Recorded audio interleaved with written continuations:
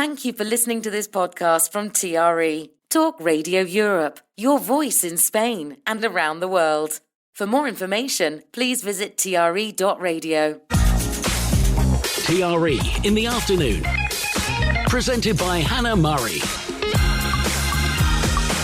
Good afternoon. Welcome to Women Talk. It's just gone 5:05 and it's the first Women Talk of 2025. Very exciting. With me in the studio today is Lily Taylor, Aoife Kelly and Andrea Stevens. Hello. Hello. Thank you all for coming in. And anyone listening at home, if you want to get involved, you can. Here's how. To contact TRE, please call 952 78 4000. Email studio@tre.radio. Send us a WhatsApp on +34 645 99 67 95. What a beautiful day, it's a wonderful life. Did everyone have a good Christmas and good New Year? Brilliant, thank you. Oh, good. How about you? Yeah, really good. Thank you. Really nice. There's an article here. There was a similar one actually a couple of weeks ago that we talked about, but people, this is the second article saying the same thing. A woman talking about how and why she charges her entire family for Christmas dinner. She says, yes, even the children have to cough up, and those who eat more pay more.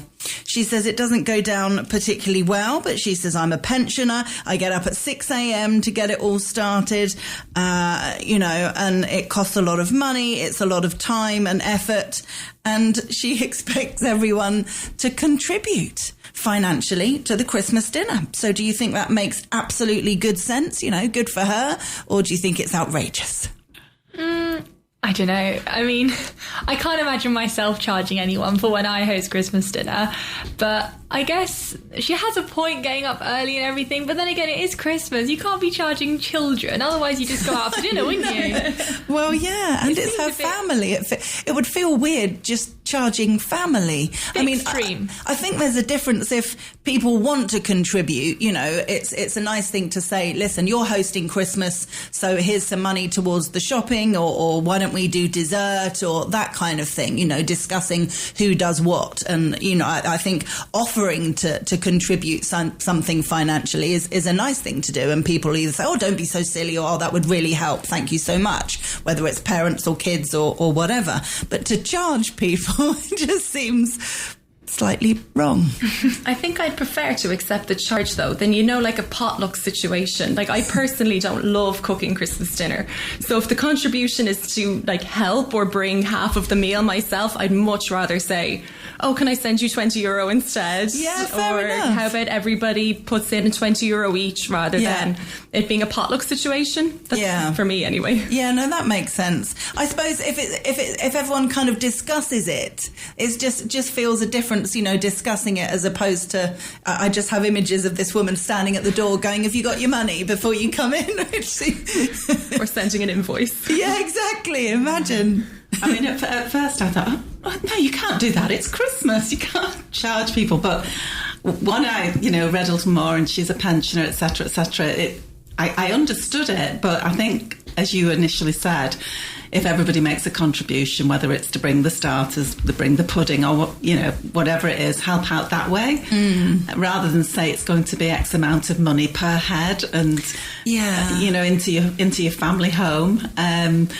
I don't know if I'd be comfortable doing that, but I think generally speaking, though, family do offer to help, as in a practical way, even if it's to bring the crackers or whatever it is. Exactly. That's a nice thing to do. Yeah. Be understanding and mindful of the people you're going to, whether it's family or friends, and knowing ideally a bit about their financial situation and whether they're really happy to, we're going all out, we're doing this, we're having champagne, we're having lobster for starter, we're doing all that because that's what they want to do and can afford to do it. Fair enough. But, you can kind of gauge the situation, and it's if you're going to someone's house for any kind of dinner party, I think, people always bring wine, don't they? Yes. Or say, what can we do dessert? And just offer, as opposed to, right, your bill is at the end of the night.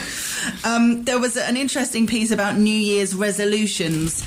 This woman saying that, she always was looking to kind of heal her heart after being broken and how hard that was and how long it took. And then she said, but the one goal that was always the hardest to achieve, must lose 10 pounds.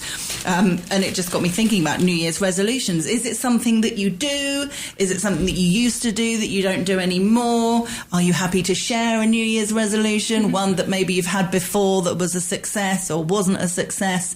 Any kind of New Year's resolution stories? I used to do little New Year's resolutions. I don't really think of them now. I mean, I guess join the gym like everyone does. But again, I can't think of one time I've thought of something in January and then actually gone ahead with it because it's a New Year's resolution, unless it was a previous plan. But I don't know, I guess join the gym this year again.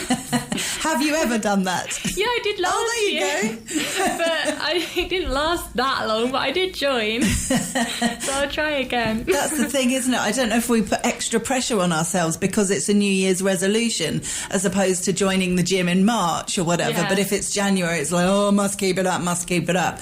And then don't necessarily tend to.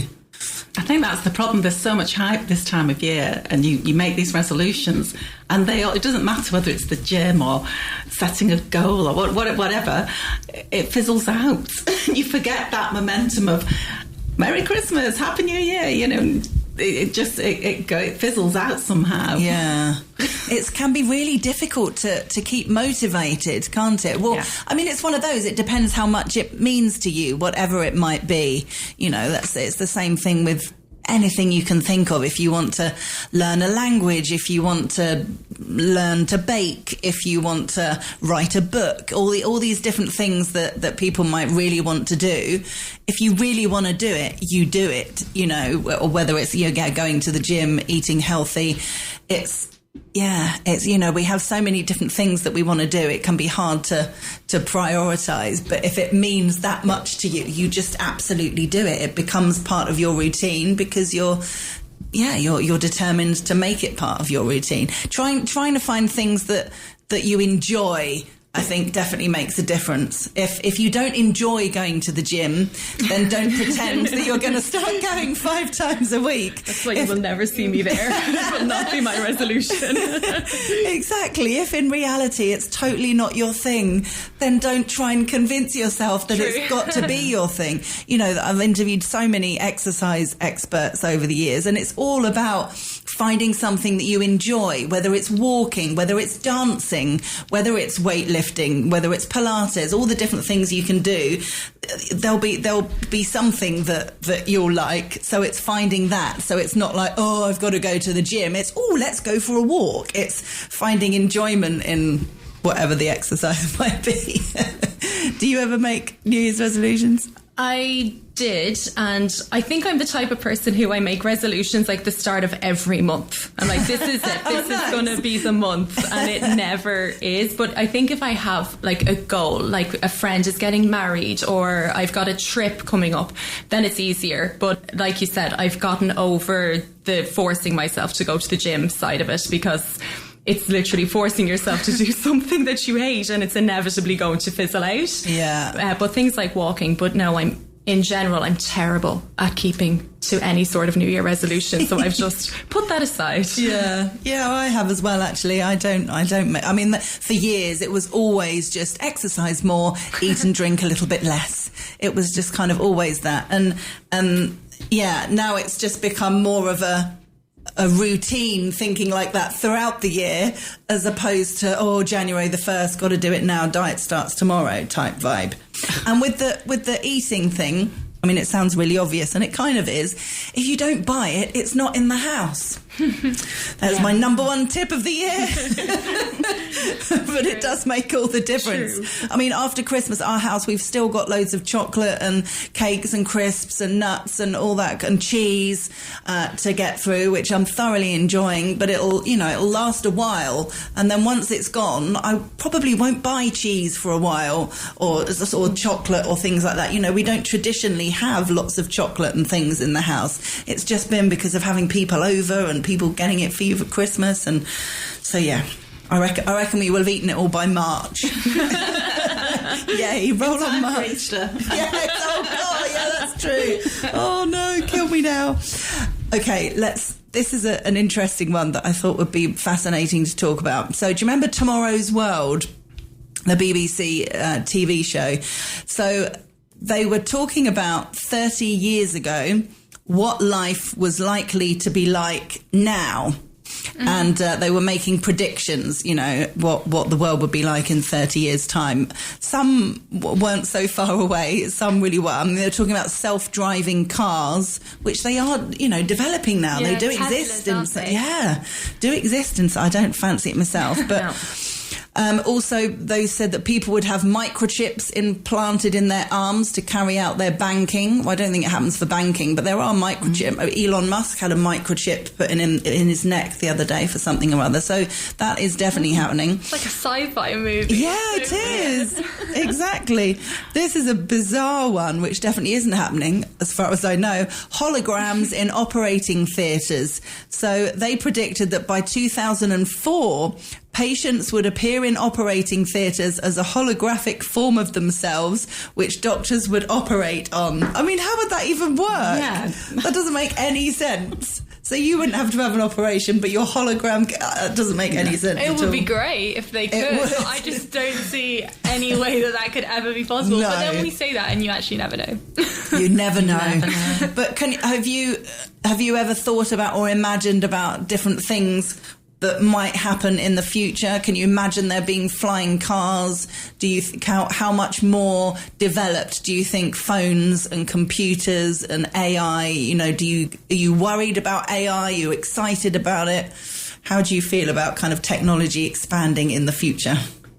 I don't know. I think AI is a weird one. As generally, I think it's a bit dangerous, but then at the same time you get so easy like into it. Me and my boyfriend yesterday were just like having a chat with ChatGPT and it knew everything and we were just like challenging it. But in the end we were like laughing. It was making us laugh. I was like, this is terrible. It's not even a human. It's scary. Yeah. I don't see how it can develop more. I always think, it's not possible to become more advanced technologically, but then I don't know, I feel like we'd have to, I'm guessing. Because AI didn't exist a few years ago, did it? So, no, exactly. I don't know. It is amazing, isn't it, when you think, you know, looking back at how massive mobile phones used to be and only in cars and things like that. And now, you know, the fact that people have phones to take pictures on and videos and all that kind of stuff. I mean, I had a really nice camera 20 years ago and I just never use it. I need to sell it because I just do all my photography on my phone and it takes really good photos. You know, I know you can't necessarily, if you're a professional photographer, you'd need to have all the gadgets and everything, but just for everyday stuff, why would you take a massive camera round your neck with all the different lenses when you've got it all on your phone? It's so convenient. Okay. Let's take a break before we move on to Bailey's. Haven't had enough, apparently. Hannah Murray on TRE in the afternoon. Good afternoon. You're listening to Women Talk. With me in the studio today is Lily Taylor, Aoife Kelly and Andrea Stevens. There's an article here that's talking about how much Mexicans love a Bailey's. They're the home of tequila, obviously, but apparently Bailey's is the nation's most popular Christmas liqueur, which is interesting. So I thought, well, that's an excuse to talk about Bailey's. I just wondered if you like a Bailey's at Christmas, if there is another kind of liqueur or tipple that you might prefer.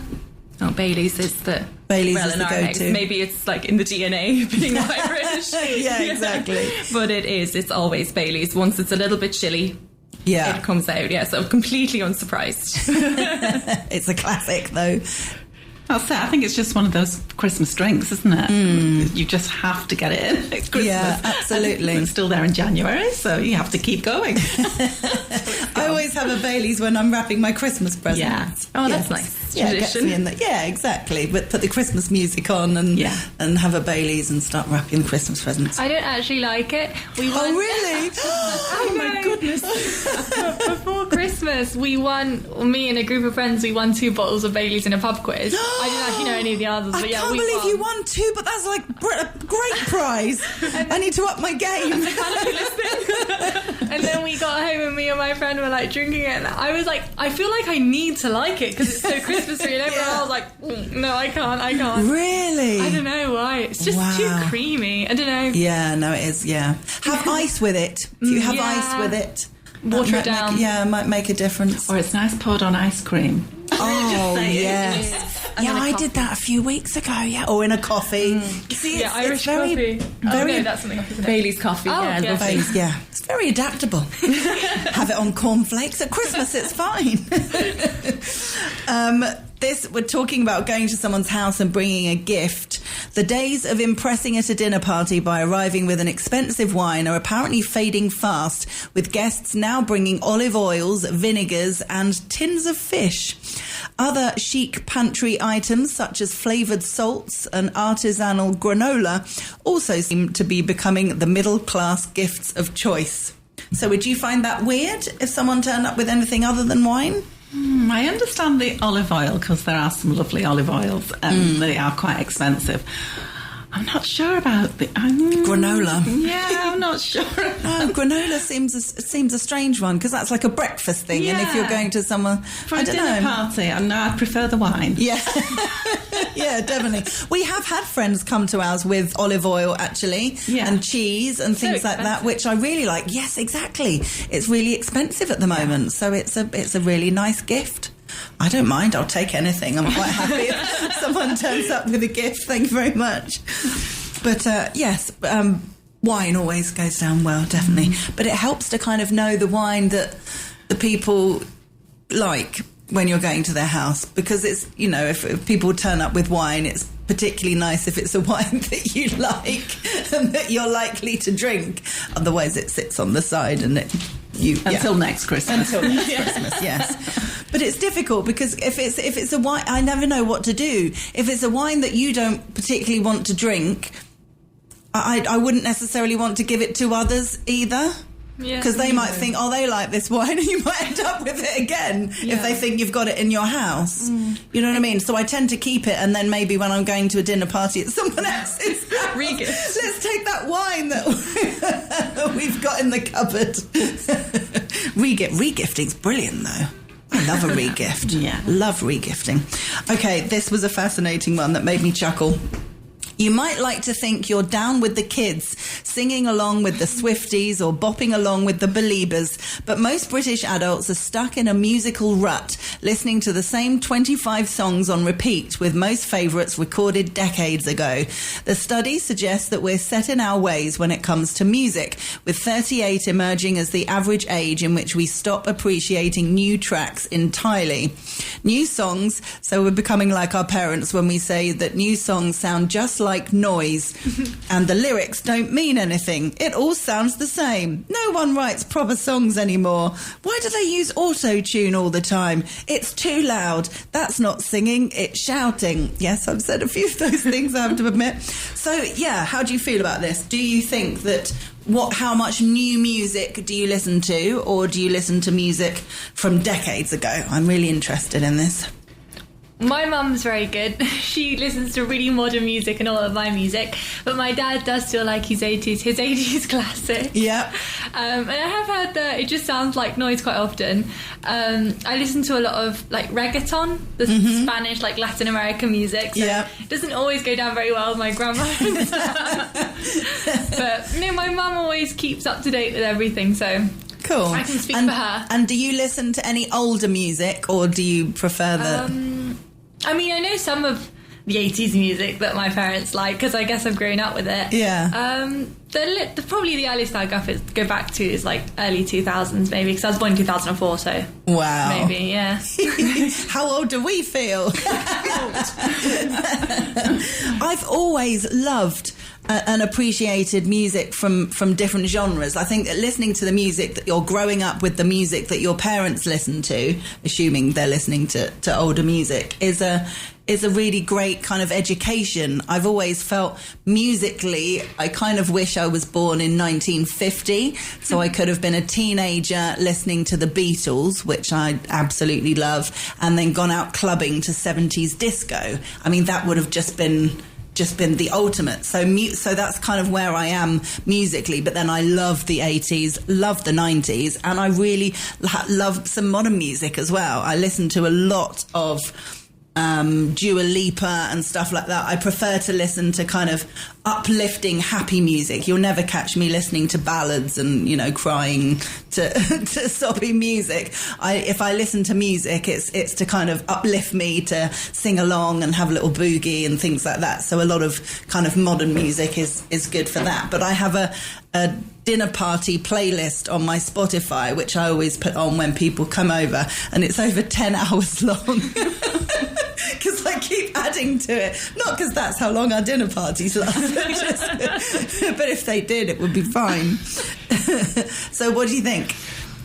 I am 38. That was the age you said, isn't it? So interesting. I didn't actually realise until you read out the flip that, oh my God, that is me, actually. Oh, how funny. It's like, I don't remember the last time I just turned on the radio or went onto the top 40 on Spotify or whatever it is. I just listened to maybe not 25 songs, probably closer to 100, but I would say it's definitely on a loop. Like, and it's been like that for a while. Well, now that I'm thinking about it, embarrassingly enough, yes. Oh, brilliant. Like, I would say I'm definitely a Swiftie, like Taylor Swift fan, but I'm just realising that I've only really listened to her older stuff now. Yeah. The kind of classic Taylor Swift songs, not even the newer stuff. Yeah. Yeah, I feel like, whoa, okay, I'm learning about myself. You're an article. Well, our house is similar to yours, so I love all new music, and well, part of my job is choreography, so I love listening to new music. But my husband, he's old school, and right back to 50s, 60s, he loves old music, and our daughter, she's an old bird. She loves what her dad loves. Oh, brilliant. She loves modern stuff too, but she prefers the old classics. Really? Yeah, absolutely loves it. But no, I love new music, so it's we've got everything going on at our house. And do you not like each other's stuff? I think we tolerate. Okay. There's crossover. There's certain pieces that we both love, but generally, no. I like the new. He likes the old. That's funny. Interesting. My husband and I both think that we have the best musical taste. So he thinks that he would put together the best playlist, and I think that I would. And then the reality is, we'd probably have a lot of similar songs on the playlist, but there's one or two that he'd pick that I wouldn't be like, oh yeah, so you don't like, that's a bad choice.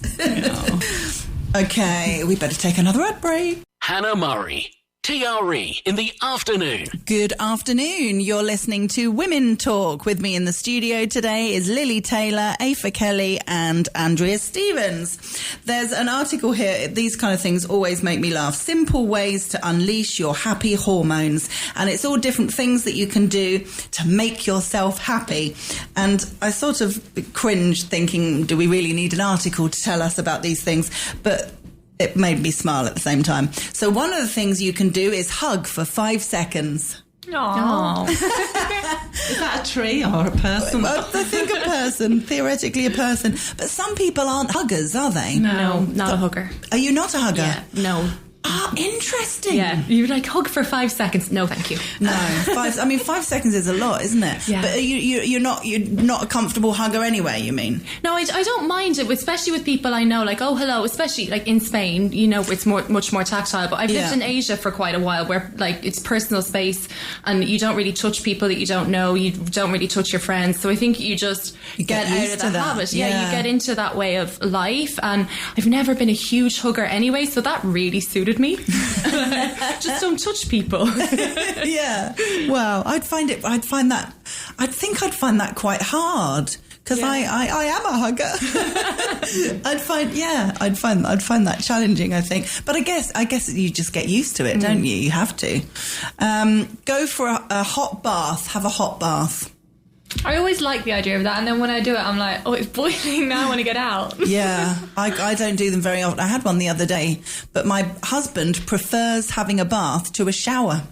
Really? Yeah, he'll bath like 5 times a week. Yeah, Easy. I love a bath. Really? Yeah, I really do. I know it's not a thing in Spain, but I do. And actually this year, maybe it's my New Year resolution, I don't know, but we are converting one of the bathrooms into, instead of just a shower room, I want a bath. Okay, there you go. Yeah, I miss it. Yeah, I just love bubbly soak.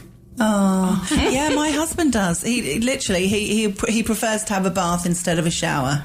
Yeah. And he'll, especially at the weekend, but no, during the week as well, like all times of day. Could be in the morning before work, could be in the evening before going out. Like he'll make it work around his days. It's not very time consuming in the morning. It takes longer. Yeah, I know. He'll get up earlier to have a bath. Wow. Yeah.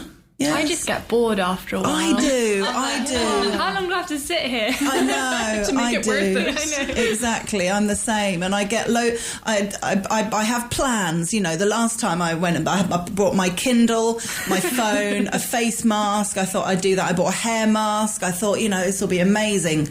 I just was on my phone for a bit, and then I got out. I didn't do any of the other things. I just couldn't be bothered. I was too hot and thinking about all the things I should be doing. It should be relaxing. That's the whole point. But if you can't let your brain switch off, then it doesn't really work. Okay. This I thought was bizarre. We're talking about walking. Oh no, I didn't finish the other things. Oh yeah, the other thing was go for a morning walk before you check your mobile, which is the interesting thing. I'm not sure I could do that. Is it not the first thing that everyone does, reach for their mobile? Yeah. Yes. Unfortunately. Yeah. Yeah. Unfortunately. Every once in a while I delete social media apps. Do I notice you? that, yeah, I delete them off my phone completely when I notice that I'm barely awake and it's the first thing that I do. It's like turn off the alarm, Instagram. Wow. So, okay, no, it's time to go.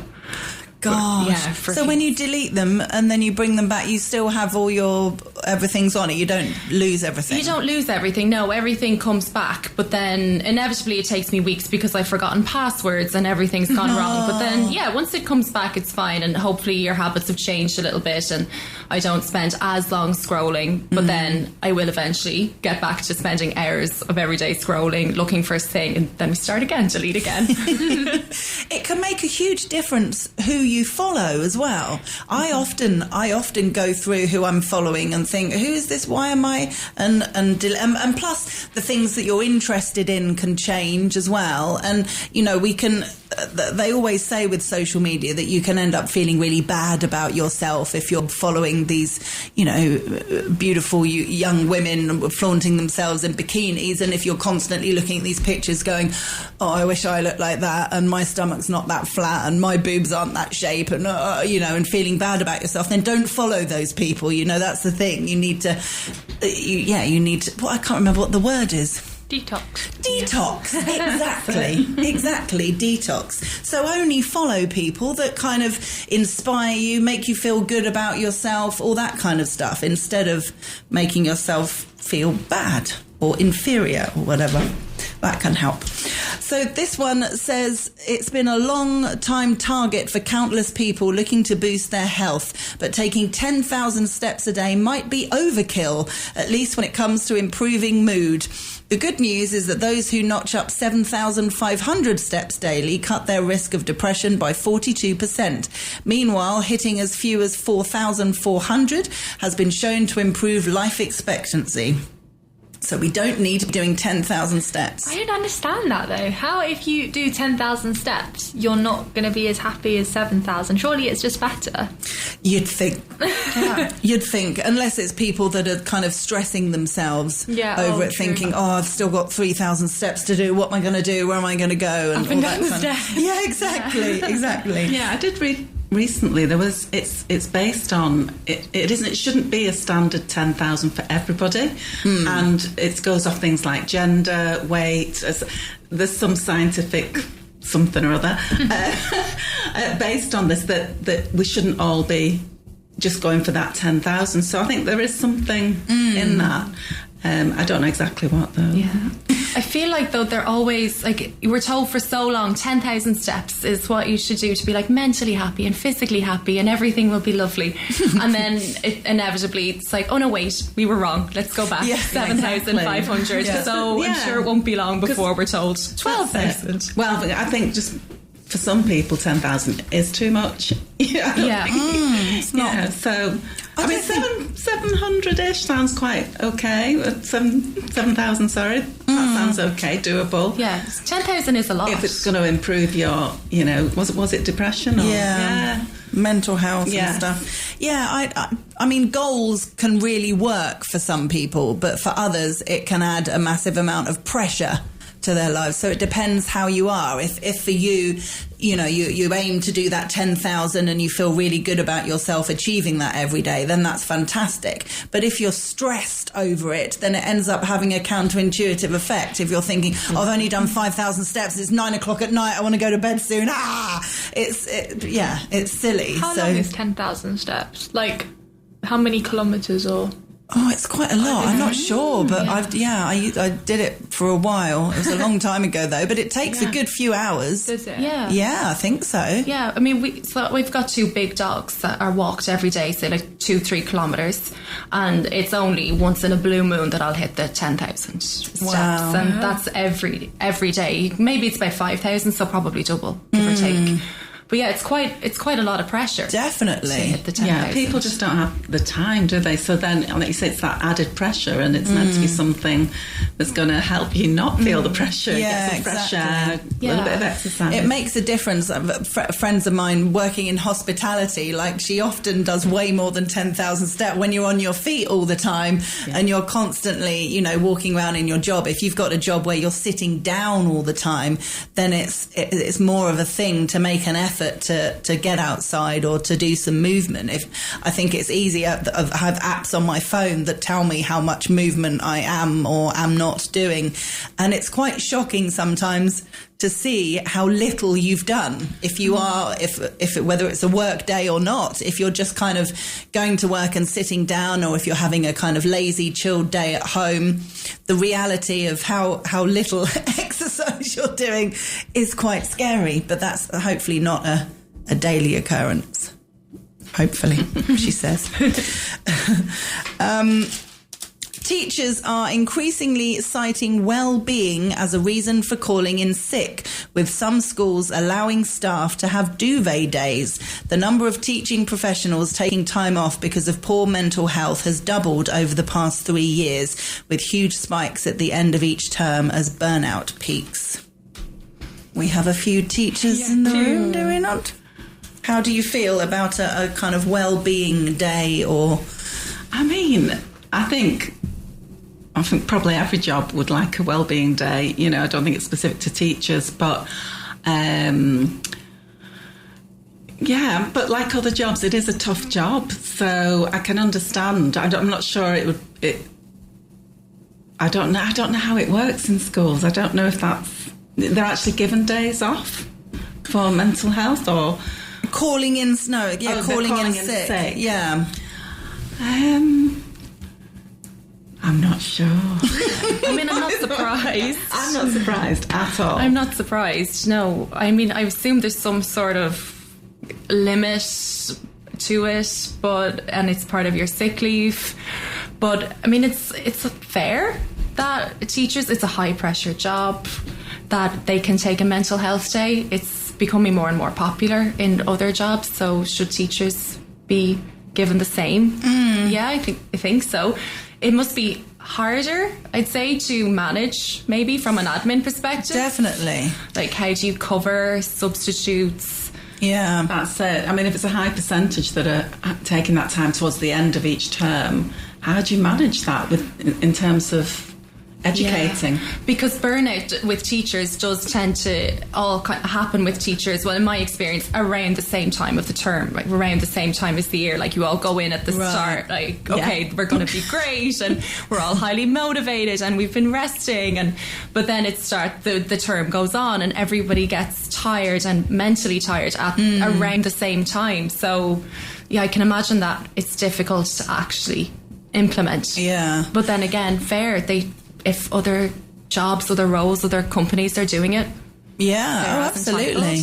I would imagine it's difficult to prove, you know, when you have a sick day in Spain, is it when you're on contract or when you're self-employed that you have to go and get a baja? Yeah. That's it. You have to get a baja. So you need to go to the doctor and say what the problem is, and then they kind of sign you off. And I guess when it's a mental health issue, that would be much harder to kind of prove, I suppose. You know, if you go to the doctor and you've got a tummy ache or a sore throat, they can kind of identify it.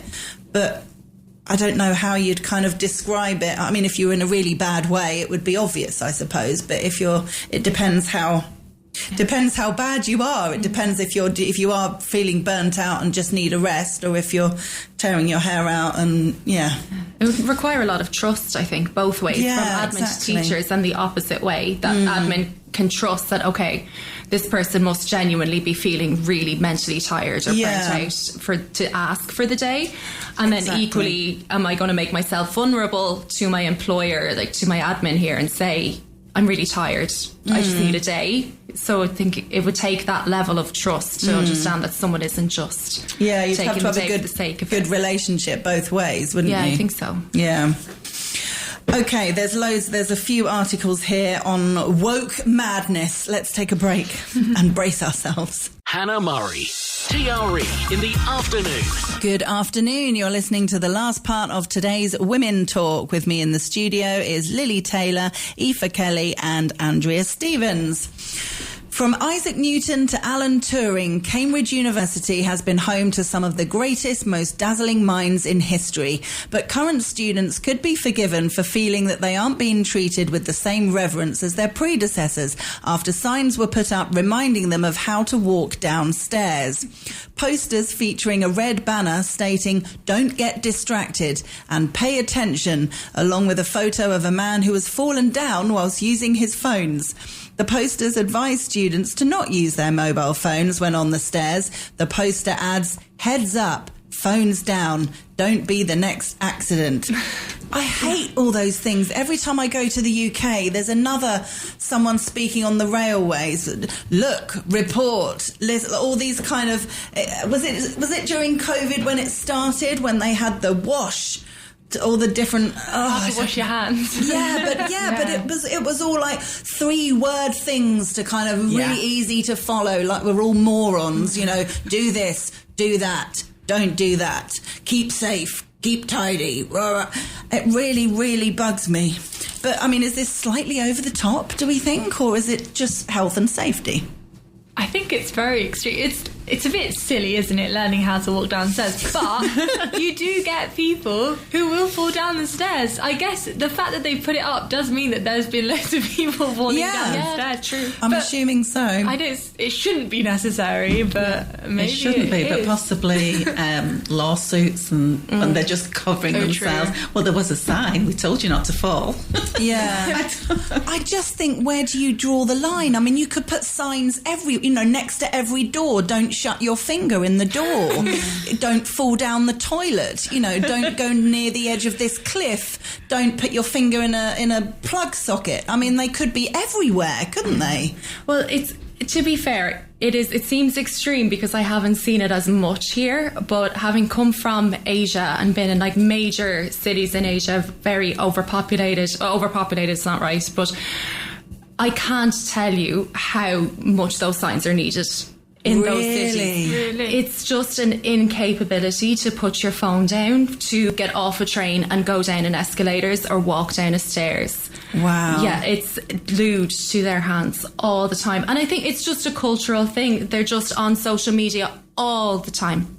Never, ever put the phone down, and you can get stuck walking behind people at rush hour through the busiest train station in Bangkok, and they're scrolling on TikTok as they walk, or watching Netflix going down the escalator. Yeah. But do people read the signs then? Obviously, maybe they're just covering the it usually takes someone falling or someone going to, when you get to the bottom of the escalator and then they look up and they don't realise where they are. Yeah. So then everybody comes up behind them and it becomes a whole thing. It's quite frequent. Even if you go to, I don't know if you've ever been to South Korea or to Seoul, they have the pedestrian lights, like green light, red light, on the ground. So that when you're on your phone, you can see when to walk. No. That's terrible. Yeah. So maybe, hopefully, those signs will be preventative. We won't get to that stage here. That's madness, having the lights on the ground. Yeah.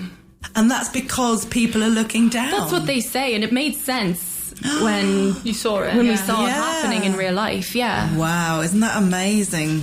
I can't believe that they've changed the position of the lights. This I find utterly shocking. Priests have been told to edit popular carols this Christmas to avoid upsetting other religions. The Church of England has been accused of losing the plot after it urged clergy to alter Advent hymns so that congregations can celebrate the festive season without causing unnecessary offence. An email sent to clergy in the Birmingham diocese said, try to use language that won't add further confusion or tension or take away anything from the good news of the Nativity. A vicar who shared the email with the Mail on Sunday said the church has really lost the plot, adding that even Russian dictator Vladimir Putin doesn't order Orthodox churches to censor carols at Christmas. Wow. I mean, this is just nuts. If you went to any other place of worship in any other religion, you wouldn't expect them to use words any other than the religion associated with their faith. But I don't think a person that believes in a different religion would want to go to a Church of England or a Catholic church. Why would they want to go inside and sing the songs? Exactly. Yeah, I'm not going to be at a Church of England service at Christmas if I'm not a Church of England. Exactly. Exactly. Just like you're unlikely to go to a synagogue unless you're of Jewish faith. And if you did, you'd find it odd if it wasn't all expressive of that religion. And I wouldn't demand. I mean, that's the whole point. Yeah. It's outrageous. I mean, it's tradition, isn't it? No matter what religion, whatever faith, it's... If you, as you say, if you go into a synagogue or wherever place of worship, you would expect that process to be as traditional as it should be. And I mean, with the carols with Christian references and things like that, I get it that there'll be some people that won't want to sing those songs because some of them are quite religious. And if you don't want to sing those songs or hear those songs, then you wouldn't put yourself in the situation. You wouldn't join a religious choir where you're forced to sing words that you feel uncomfortable with, and you wouldn't go to a church service listening to those songs that you feel uncomfortable with. So what's... I'm sorry. No, go on. No, that's why it's important to also have different places of worship in different areas, so that people do have a place to be able to go to practice their religion. Exactly. It's a choice. It's bizarre. Another one. I don't know. We've only got 3 minutes left. I don't know if that's too controversial. Let's. What can we do in 3 minutes? Okay. Tantrums on flights and arguments over applying the factor 50 means most parents find family holidays harder than work. So it's no surprise that more couples with younger children are jetting off abroad without them. Almost 1 in 3 parents with children aged under 15 travelled just as a couple in the past 12 months. Interesting. Do you think that's okay? Do you remember when you were that age? Did your parents go away without you? No. Were you bothered? No, and with our children, we've always had family holidays. It wouldn't. Yeah, I mean, it's for them as well. You work hard all year, and you know when you book a holiday, you want them to enjoy it and be part of it. I mean, let's face it, there are crashes. There are alternatives. But, there are, no, it's for the whole family. That's what you work hard for, isn't it? Yeah, we've always been on family holidays. My parents have gone away before together, but to be honest, only since I've been at university and my sister's been a little bit older. Yeah. And they've had my little sister's been busy and they've done a weekend away, but we've always gone on family holidays. I feel like that's something I'm going to cherish forever, so I wouldn't want my kids not to have that when I have them, you know? Yeah, definitely. And, I don't know, an argument over sun cream is not that deep. Get over it, exactly. Yeah, we've always done the same. Always. I remember, I don't actually remember my first holiday. I don't remember my first flight, but I'm told that my sister and I were very young. Like, we've always been on planes and going on holidays, or in the car down to Clare in the west coast of Ireland from really small. And it's just, it's part of the family summers, and you go away. I do know when we were on planes, like as soon as we could kind of stand and walk, there was rules about like how to behave on a plane as a toddler, and how to climb over mom and dad to go to the bathroom, so don't disturb anybody, and no kicking. So that probably helped. Yeah, definitely. But yeah, definitely family holidays were like staple, right? Yeah, absolutely. Oh, same. I loved it. I think I only had a babysitter once.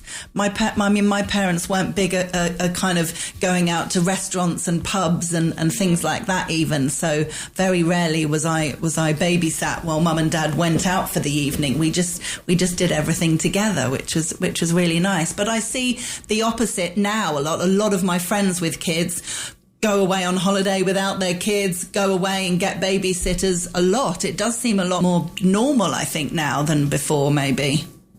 And is it with babysitters or like family members? Because on the flip side, you also see people like families, they are afraid almost to leave their kids in like creches or with babysitters or with kids clubs. So yeah, it's interesting. It is fascinating how different people do it and why, but whether it matters to the kids or not, you never really know the impact, I suppose. They all seem happy, so who knows. Well, thank you all very much for coming in today, and Howard Brereton is next, and I will be back on Monday at 4. Happy New Year.